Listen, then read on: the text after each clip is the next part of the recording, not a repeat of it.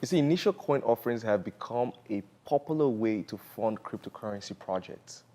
Pretty much what they are, it's a form of crowdfunding or fundraising for cryptocurrency projects, right? So think about it that way.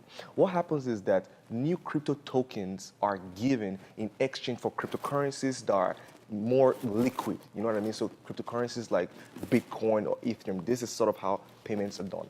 Now, this model has helped a lot of successful projects and companies to, get the funding they require to actually start or grow their already existing business.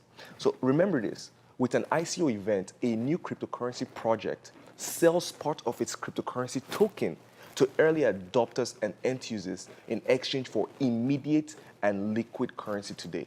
So the most liquid will be Ethereum and Bitcoin. Now, ICO have been compared to initial public offerings, in the stock market for corporations, right?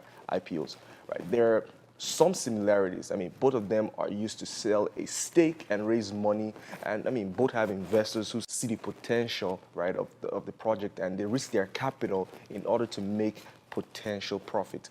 However, there is a significant difference as well. You see, ICOs are mostly supported by early enthusiasts and not professional investors in that respect, right?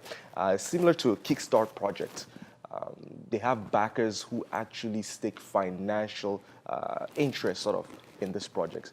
Now, ICO also is not regulated, and at least at this point in time, or registered with any government organization. So there's usually no investor protection, right? It's like the wild, wild west, other than whatever protection is actually built into the project itself, into the platform itself.